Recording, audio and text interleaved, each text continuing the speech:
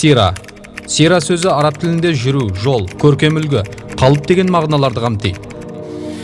Қолданыстағы мағынасы: Аллахтың соңғы елшісі Мұхаммедтің, ол кісіге Аллахтың игілігі мен сәлемі болсын, жүріп өткен жолы, көрсеткен үлгісі, айтқан сөздері мен мінез құлқы, өмір тарихы. Азап шегу.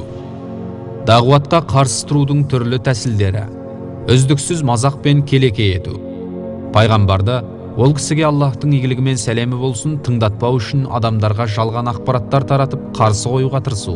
Пайғамбармен, ол кісіге Аллахтың игілігі мен сәлемі болсын, ұйымдасқан түрде әдейі ымырасыз талас тартыстар туғызу. Мұсылмандардың азапталуы. Көп құдайшылар мұсылмандарды түрлі жолдармен азаптай бастады. Мысалы, Билал ибн Рабах, ол кісіге Аллах разы болсын, Умайя ибн Халафтың құлы болатын. Ол оның мойнына жіп байлап, балаларға ойнауға беретін. Тал түсте денесін жалаңаштап, өте ыстық құмның үстіне жатқызып, кеудесіне ауыр тас қойғызып қоятын. Әбу Бәкір, ол кісіге Аллах разы болсын, осыны көреді де, оны Аллах разылығы үшін сатып алып, босатып жібереді. Ал Әмір ибн Фухайра, ол кісіге Аллах разы болсын, есінен танып, не айтып, не қойғанын білмегенше азапталған. Бұл кісіні де Әбу Бәкір, ол кісіге Аллах разы болсын, сатып алып азаттыққа берген. Ұста болған Хаббаб ибн әл-Ард, ол кісіге Аллах разы болсын, Умму Анмар дейтін әйелдің құлы болатын. Ол әйел Мұхаммедтің, ол кісіге Аллахтың игілігі мен сәлемі болсын, дінінен бас тарт деп, оның арқасын қызған темірмен күйдіретін. Шашынан сүйреп, талай рет шоқтың үстіне тастап, тұралмас үшін кеудесіне ауыр тас қоятын. Сол секілді, исламды қабылдағандары үшін тағы да бірнеше күңдер мен олардың балалары қатты қорлық пен азапқа ұшырайды. Бұл күңдерді де Әбу Бәкір, ол кісіге Аллах разы болсын, сатып алып, еркіндікке шығарады. Соған сәйкес Аллах тағала Әбу Бәкір жайлы, ол кісіге Аллах разы болсын, өте тақуа болған, одан тозақ алыстатылады. Ол сондай малын сарып қылып тазарған адам. Оның онда ешкімге берер еселі сыйлығы жоқ. Ол тек ұлы Раббысының ризалығын қалайды. Сондай-ақ ол таяуда разы болады дейді. Мүшриктер Аммар ибн Ясир мен оның ата-анасын да Аллах оларға разы болсын азаптады. Басшылары Әбу Жәһіл болатын. Оларды ашық алаңқайға шығарып, күннің ыстығына жатқызып қоятын.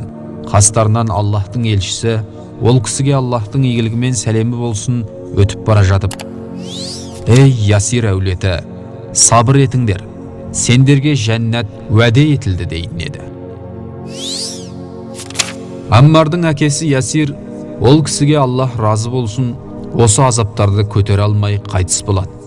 Ал анасы Сумайя, ол кісіге Аллах разы болсын, әлсіз, кәрі әйел болатын.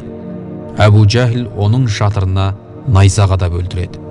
Сөйтіп ол кісілер исламдағы алғашқы шәһидтер деп саналды. Аммардың өзін, ол кісіге Аллах разы болсын, мүшриктер темір сауыт кигізіп, ұзақ уақытқа күннің шыжыған ыстығына тастайтын. Кейде кеудесін ауыр қызыл таспен бастырып қоятын еді. Кейде тіпті суға тұншықтыратын. Ауыр азаптарға қатты қиналған Аммар, ол кісіге Аллах разы болсын, мәжбүрлікпен оларға ұнайтын сөзді айтатын.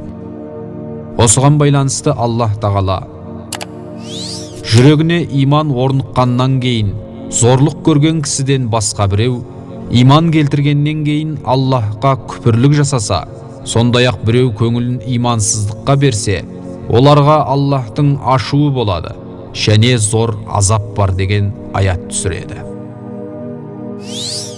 Аллах жолындағы азапты Меккедегі ауқаттылар қатарына кірген Мусғаб ибн Умайр, Сухайб әр-Руми, Осман ибн Аффан, тіпті ең абыройлы деген Әбу Бәкір ас-Сиддиқ пен Талха ибн Убайдуллах та көрді.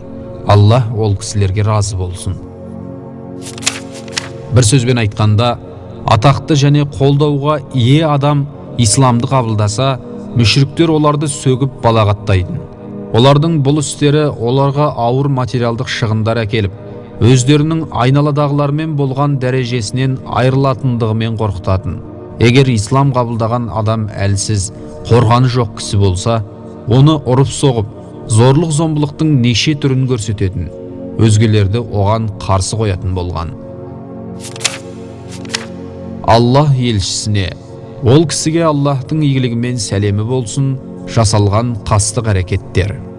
Мүшриктер Аллах елшісіне, ол кісіге Аллахтың игілігімен сәлемі болсын, тегімен абыройына байланысты тікелей қастық жасауға бата алмайтын.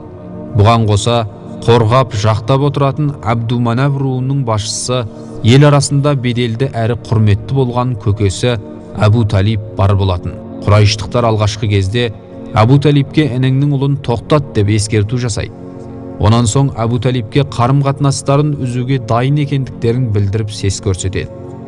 Болмаған соң Абу Талибпен Мұхаммедті ол кісіге Аллахтың игілігімен сәлемі болсын, жазалауға бізге бер, орнына қаладағы ең әдемі жігітті берейік деп келіссөз жасағылар келеді.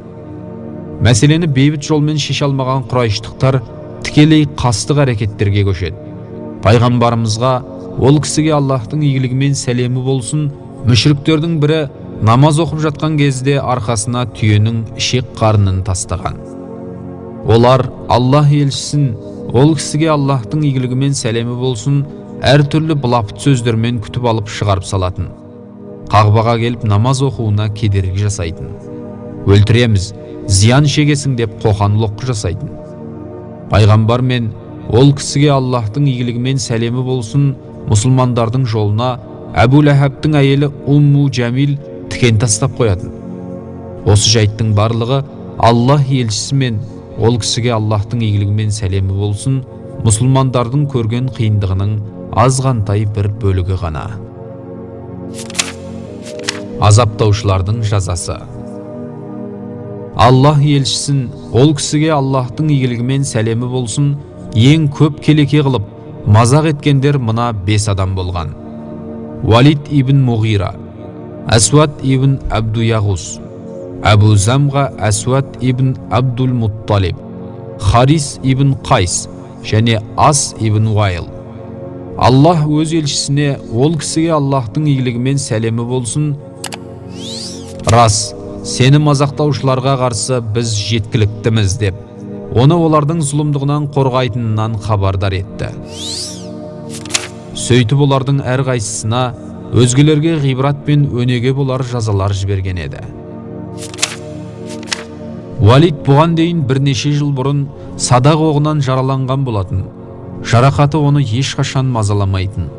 Ескі жарақаты аяқ астынан қайтадан мазалап, бірер жылдан кейін содан қиналып өледі.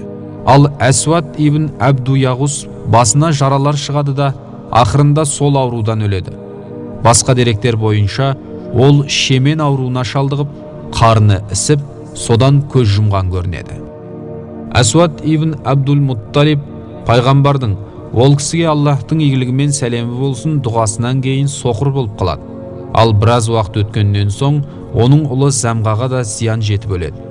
Ал Харис ибн Қайстың ішін сарысу басып, аузынан ластықтар шыға бастайды. Сол ауруынан ол да жан тапсырады. Ал Ас ибн Уайл болса, аяғына уылы тікен кіріп, оның уы бүкіл денесіне тарайды. Ақырында у басына шауып, қатты қиналып қайтыс болады.